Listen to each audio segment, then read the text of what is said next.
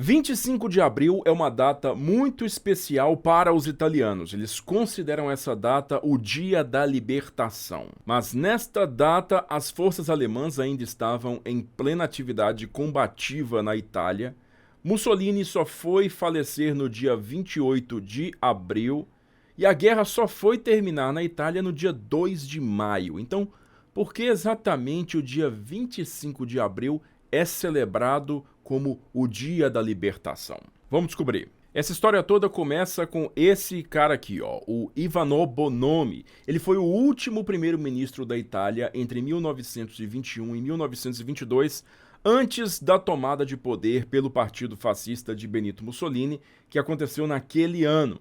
Então, a partir de 1922 até 1943, Mussolini foi o primeiro-ministro da Itália. Nesse meio tempo, Bonomi havia se afastado da política, mas em 1942, vendo o óbvio, que a guerra não estava indo nada bem para a Itália, ele resolveu reativar sua rede de contatos e começou a se tornar uma espécie de figura de oposição dentro da Itália. Então, em meados de 1943, o rei da Itália, Vittorio Emanuele III, acabou chamando Bonomi para uma audiência privada, e nessa audiência o Bonomi cogitou a deposição de Mussolini e sua substituição por um governo militar provisório. O rei não levou muito em consideração o que o Bonomi falou, mas o filho dele, o príncipe Umberto, levou sim em consideração, inclusive sugerindo o nome do Marechal Pietro Badoglio para chefiar esse governo de transição. Como eu já expliquei nesse outro vídeo aqui, Mussolini foi deposto no dia 25 de julho de 1943, sendo preso naquele mesmo dia, e o Badoglio de fato se tornou o novo chefe de governo da Itália, passando a negociar a paz com os aliados. A Itália se rendeu no dia 8 de setembro, mas apenas alguns dias depois, Mussolini,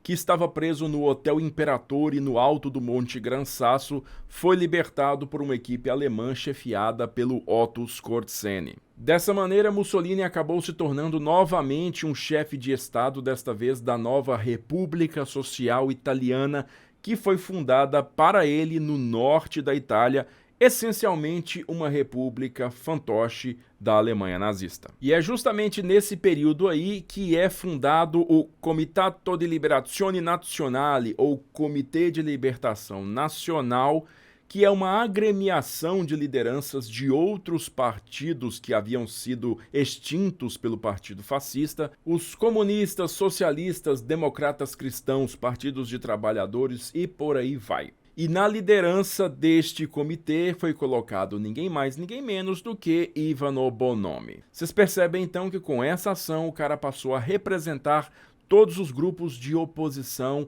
ao antigo governo fascista, que ainda resistia lá no norte. Mas como é que o CLN se transformou numa força guerrilheira ou força partisana? No final de 1943 surgiram 3 focos de guerrilheiros que eventualmente se tornariam consolidadamente as forças da CLN. A primeira aqui, na região do Abruzzo, perto de Roma, que começou a agir diretamente contra a capital italiana, que estava ocupada pelo exército alemão nesta época. O segundo foco foi formado aqui no Piemonte, no noroeste da Itália, concentrado nas cidades de Turim e Milão. Mas um terceiro foco, este formado por comunistas, foi formado aqui na região nordeste da Itália, muito por inspiração dos guerrilheiros iugoslavos comunistas de Josip Broz Tito, que nessa época era um senhor todo-poderoso da maior guerrilha da Europa. Esses grupos de guerrilheiros comunistas, que viriam a ser conhecidos como Brigadas Garibaldi, eram financiados por Tito, que por si recebia financiamento tanto dos aliados ocidentais quanto da União Soviética. Então, justamente essas guerrilhas de orientação comunista passaram a ganhar um espaço muito grande dentro do movimento partisano da CLN. Mas essas primeiras unidades de guerrilheiros italianos foram rapidamente destruídas, obliteradas pelos alemães que ocupavam o norte da Itália. Explicando para vocês, essas unidades eram majoritariamente formadas por ex-soldados do exército italiano real, que havia sido dissolvido com a rendição italiana.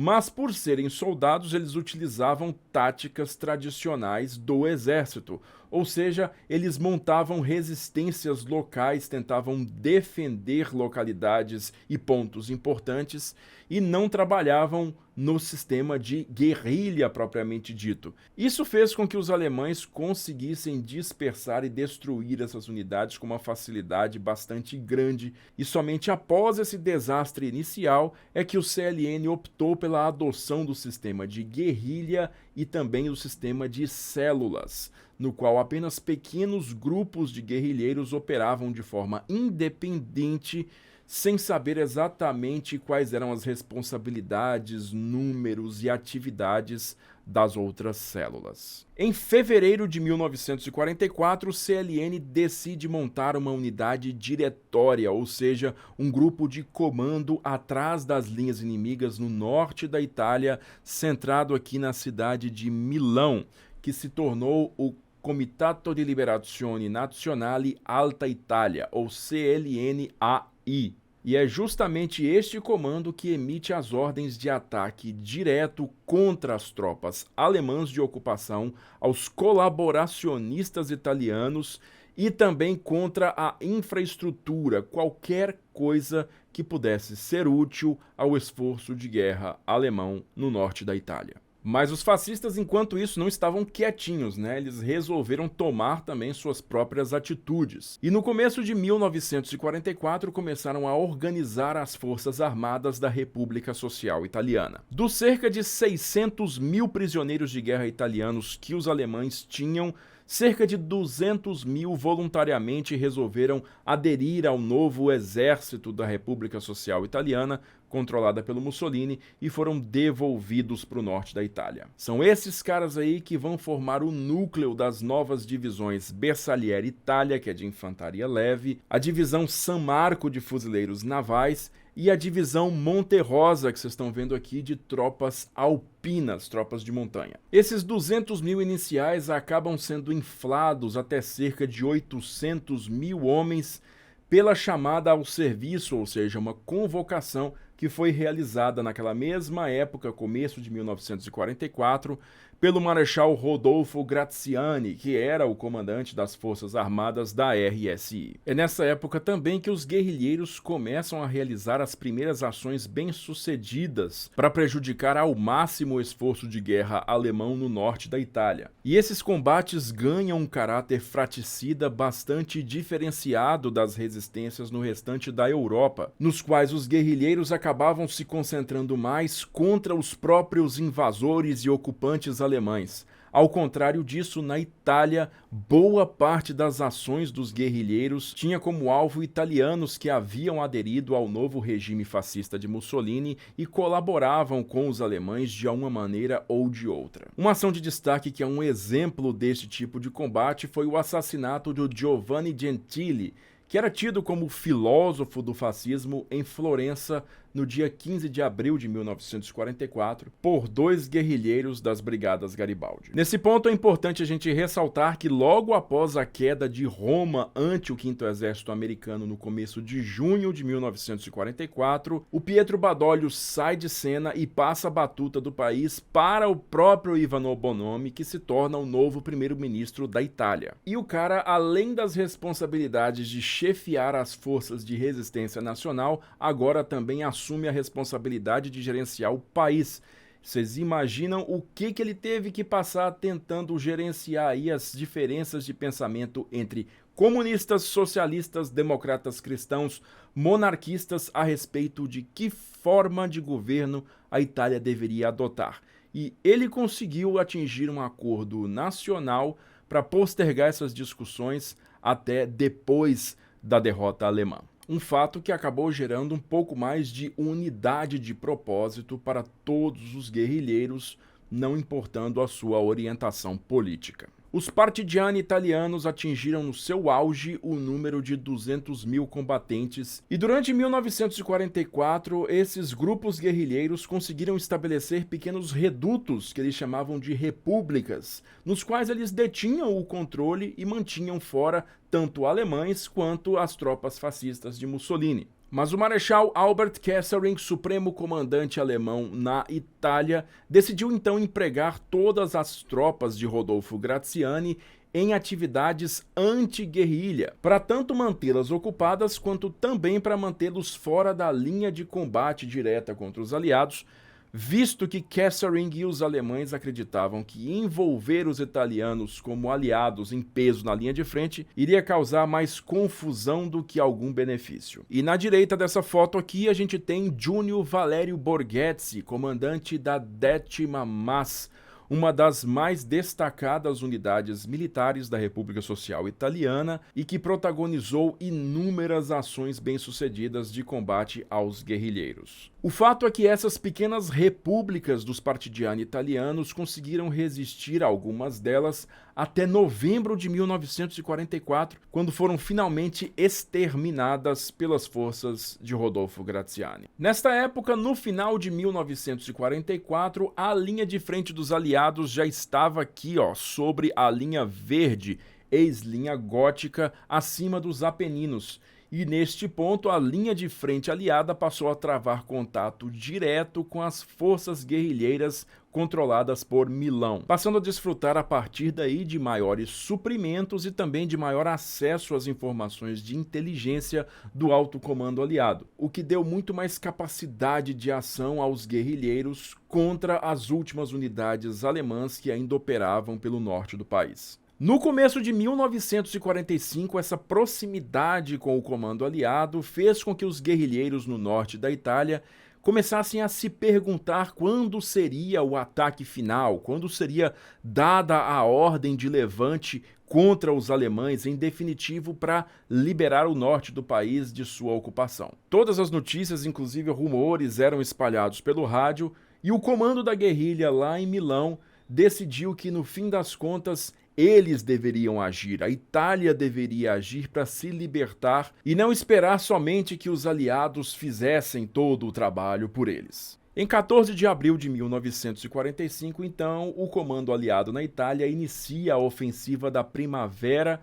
que tira os alemães de cima das montanhas e os joga no Vale do Pó, finalmente conseguindo libertar Bolonha no dia 21 de abril. E a libertação de Bolonha ante o 5º Exército Americano é o sinal que o Conselho Nacional de Libertação em Milão esperava. Depois de alguma deliberação, finalmente no dia 25 de abril de 1945, esse camarada aqui, o Sandro Pertini, um líder guerrilheiro do Partido Socialista Italiano, foi à rádio e convocou todo mundo para um levante geral contra os ocupantes alemães, com o mote "se renda ou morra". A mensagem do Pertini acabou desatando numerosas ações de guerrilha nas principais cidades do norte da Itália e também diretamente contra as tropas alemãs que recuavam pelo Vale do Pó. Nos dias seguintes, os próprios guerrilheiros libertam a cidade de Gênova do controle alemão e obtêm a rendição de toda a guarnição, que é finalmente entregue para os aliados 24 horas depois. A guerrilha também protagoniza a tomada de cidades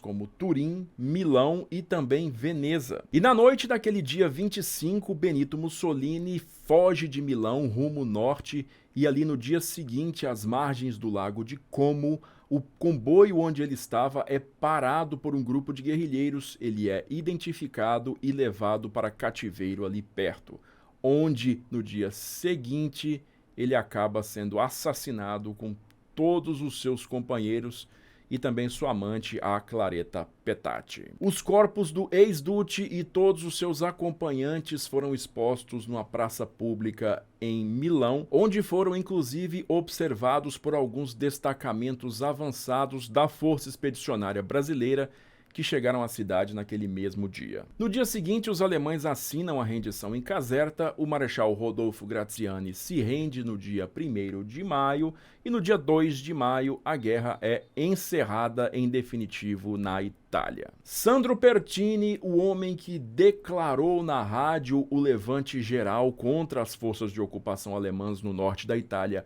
em 25 de abril de 1945, se tornou aos 81 anos de idade presidente da Itália no ano de 1946. 1978. Desde 1946, o 25 de abril é celebrado como um feriado nacional na Itália, o seu Dia de Libertação, uma data em que os próprios italianos assumiram a responsabilidade sobre a libertação do seu próprio país. E aí, agora você entendeu por que os italianos celebram o 25 de abril lá na Itália como Dia da Libertação? Já sabia dessa história? Conta aqui pra gente nos comentários o que você achou. Se você gostou desse vídeo, então compartilhe ele com seus amigos e também se inscreve aqui na Sala de Guerra para não perder mais nada. Eu vou ficando por aqui, agradeço novamente a sua audiência e aquele abraço da Sala de Guerra.